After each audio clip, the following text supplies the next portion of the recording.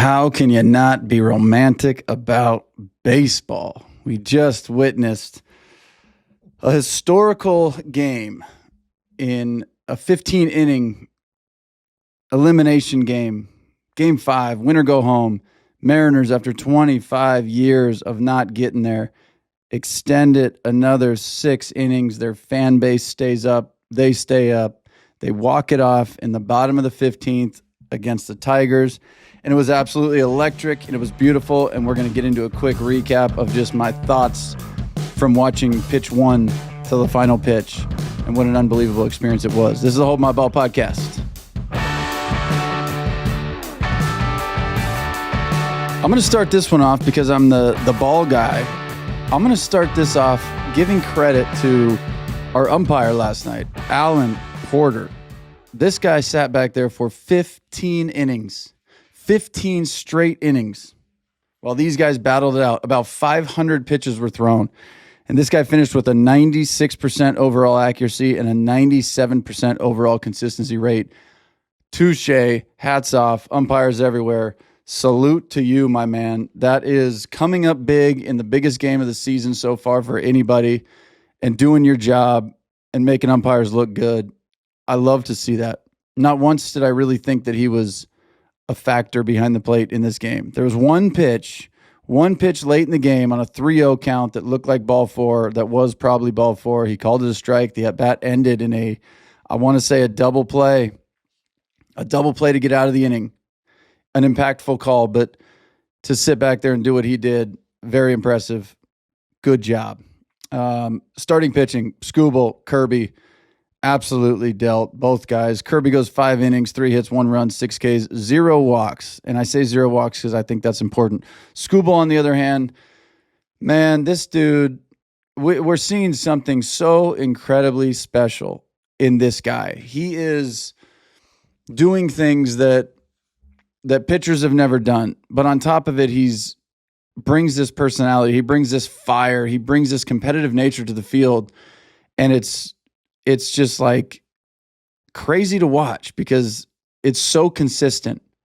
And in today's game, when hitters have more video on pitchers than ever before, and pitchers have more video on hitters than ever before, nobody's figured Skubal out in 2 straight years. And to go on 2 years of dominance in the MLB, no matter whether you're a rookie that they're trying to figure out or whether you are a middle of your career or in your prime or towards the end, it doesn't matter. It is so hard to consistently get hitters out with all the information available on you, what pitch you throw and what counts, what you like to go to, what you're probably going to throw, and to still be able to just do it. This guy ends the season of Cy Young season, which he's going to win. He finishes it with 6 innings, 2 hits, 1 run, 13 Ks, and 0 walks. 13 Ks of the 18 outs he got. The man is special. He's unbelievable. I do have to give it to Mr. Naylor here. He battled on a 2-strike count early in this game. He battled, and he plunked one down the left field line for a double, and then he stole third base. He stole third. He got a huge kind of walking lead, little shuffle. He yelled to step off. It was loud in there. Nobody heard him. Skubal didn't look, throws a pitch. He steals third base. And then I think it might have gone strikeout or sack fly strikeout. He wouldn't have scored if he wasn't on third. So you can't discount that. I think it was the biggest play of the game. I think the steal of third was the biggest play of this baseball game. And this was filled with 15 innings of gigantic plays, one after another. It felt like the game flipped. Like there was very little to no action early on, 5-6 innings. And then from the 7th, 8th, 9th, 10th on, it felt like there was a guy in scoring position with less than 2 outs every single inning, and the defense just kept coming up with play after play, and the pitchers just coming up with pitch after pitch. This thing ended with 37 strikeouts. 37 Ks. That is insane, number one. That's 12 innings worth of strikeouts collectively. 37 outs via the K. Insane. But man, it was one of those ones that you almost didn't want the game to end. Like you did. I'm a fan of both. I wanted to see the Tigers win for Skubal. I wanted to see the Mariners win for everybody else. So I was invested in the best way. I was there and I was watching I wasn't there. I was watching an unbelievable baseball game as a baseball fan, with the ability to just be excited for whoever and whatever when moments happened. And that's a fun way to watch a game. It really is. And I can't remember in recent memory a game I've watched that is better than this. And we just had the Dodgers 12-inning game. And you half expected this one to end the same way, with a mistake, something happening. Cal Raleigh, his first pass ball of the season happens late in this game. Moves a runner from first to second. Nobody out. You felt like it was the Aaron Judge drop fly ball. And I said, I really hope they don't score, because I don't want him to have to wear this like Aaron Judge has. And you just felt like it was so similar. The MVP season. And then you drop one ball. Aaron Judge's first error all season in center field comes in the World Series, and everybody uses it as the catalyst to why they lost. It's not, but they use it that way. And you see Raleigh, MVP campaign, comes down to it. First pass ball of the year in the biggest moment of the game. I'm really thankful that didn't end up costing him, because that would have just bummed me out for Raleigh, to be perfectly honest with you. But they get out of it just like both teams did, over and over and over. 15 pitchers used. I feel like over half of them were probably starters that were just shot into the bullpen to go continue the game along. Jack Flaherty came in and delivered a very, very good performance. 2 innings, just gutsy. Walks, letting guys on, traffic, gets him out of 2 innings, scoreless late in the game. I was happy for him. I was really happy to see that. You get some bunting situations that don't go down. You get a ball off the bat and then off the hand, and it's ruled as a hit by pitch, which is really crazy. Other than that, really not too many plays. Both catchers, Dingler threw somebody out stealing, and it was just you couldn't make a better throw if you wanted to. Raleigh, same story. Someone else stole second base. Could not make a better throw. Had to go to review. They called him safe. He was actually out. There was just so much good baseball being played and I said it before the series started. I said, this is going to be the best played baseball in all of the playoffs, I think. I thought. I'm not going to say I knew. You don't know anything in the playoffs. But my thought was, these two teams match up well. They have nothing super outstanding from an entire team perspective. Mariners have good pitching. They got good bats, of course. Tigers have good pitching. They got good bats when the good bats are going. They were not going tonight whatsoever. But it was gritty baseball. And I think that I've been trying to make this point, and it's what I believe.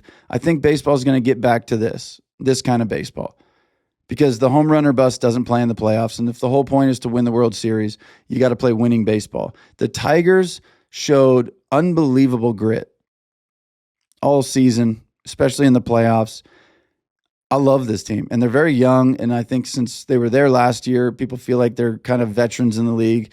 They're not. They just showed up last year out of nowhere, and here they are. And they had an unbelievable playoff run last year. They had an unbelievable gritty performance this year. I think what Hinch is building over there is pretty incredible. I would love to see them stay on this path, stay good at what they're doing. You guys know this fly thing. But man, I just feel lucky that we got to watch that game. And it's one of the games where no matter who wins it, they deserve it. The Mariners deserved it. The Tigers, you can say they lost. They didn't deserve to win. They didn't hit. It was very good pitching. They played the game. They didn't get the breaks. They didn't give themselves enough opportunities to catch a break.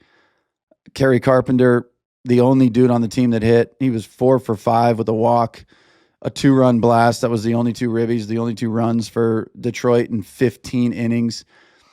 Detroit's 2 through 5 hitters, 2, 3, 4, 5, 0 for 23 on the day. 0 for 23 from your 2, 3, 4, 5 hitters is tough. A tough gig. It's tough to win that way. The Mariners' top 4 hitters, 1 through 4, went 2 for 21. So that's how you get 5 total runs over 15 innings. You don't hit the ball. And everyone loves to say, well, our bats went silent. Our hitters didn't show up. The pitchers did their job. They did their job. I will say this, from about the 9th inning to about the 14th inning, it was very much, let's win this game with one swing of the bat. It was very much a one swing of the bat feel. The approach, the swings got big. Guys were trying to win the game with one swing, and it just didn't happen. I think Kerry Carpenter was the only home run in this whole game. 15 innings, 1 home run. Unbelievable. And you get to the, here's what gets me. Skubal, 6 innings, 0 walks. Kirby, 5 innings, 0 walks.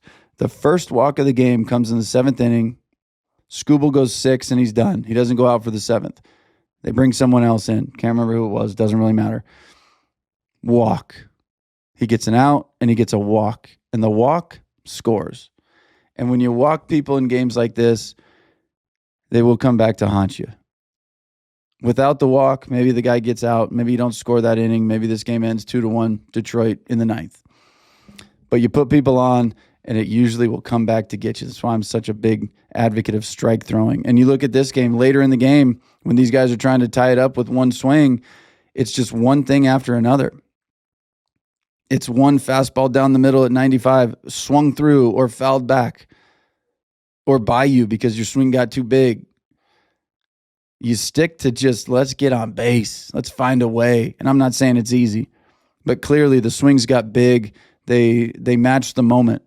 The moment was big. The swings got big. Tough to see. Another highlight, favorite part for me, the final pitch Tarik Skubal throws of this season, and maybe I just touched on this earlier, I don't know. It's a 101 heater square down the middle of the plate to Cal Raleigh. The baddest man in the home run department, standing at the plate in a 2-1 ball game. Tarik Skubal's final at bat of the season, of a Cy Young season. You got the baddest dude on the mound and the baddest dude in the box, and Skubal reaches back and gives him 101 down the dick and says, here you go. Raleigh swings through it. Skubal does what he does, which is come off the mound as fired up as anybody could possibly be. He gave this Detroit team everything they could have possibly imagined and more. He built them. I think he built them. I think he built this culture by being this guy and giving everybody else that's along for the ride no choice but to match the energy. I could watch that dude pitch a million times over, and I hope he gets, well, I shouldn't even say I hope. He's going to get paid. I would love to see him stay in Detroit. I'd love for them to find a way. It will be weird to see him in another uniform, but that's a guy that I'm confident. I'm really confident in knowing whether it does or not. There are guys that you pay and you're not sure what you're going to get. That's a guy to me that you're getting a guarantee from a human being standpoint. What's he going to give us? Barring injuries, barring this, barring any other things, you know that this man that you are about to pay is going to give you something special every chance he gets. That to me would be the number one factor in signing a guy like that. What am I going to get out of him that I can bank on? And when it comes to Tarik Skubal, you can bank on the fact that you're going to get a competitor that's going to have nasty stuff, that's going to put it all on the line every time he takes the mound.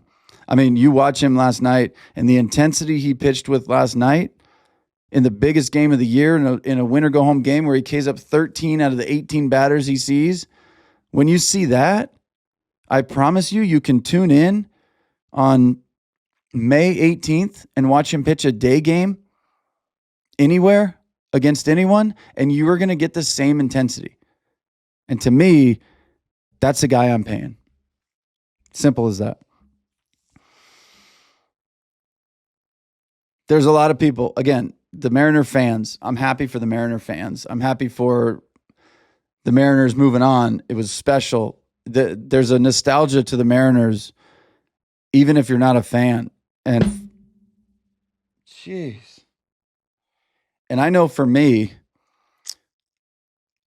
in 95, 96, I was a kid and I watched them, and the Jay Buners of the world and the Griffies and the Martinezes and the Randy Johnsons. They were special. I'll never forget some kid in the stands holding up a sign that said, "Refuse to lose." And Randy Johnson was pitching, and it was a close game. It was extra innings, whatever it was. And I'll never forget. My favorite player was Alex Rodriguez on the Mariners. Had him on my wall. Had a picture of him on my wall. And I think back to that, and then I think to now, and there's just nothing in between. So I think the nostalgia for the Mariners comes in. The last time they really had success was then. It was that. So it's like now they're here and you still feel it. You talk about a lasting impact. So very happy for the Mariners, happy for the Mariners fans. I am bummed for Detroit. They got nothing to hang their head about. I am happy that Skubal went out and did what he did this season.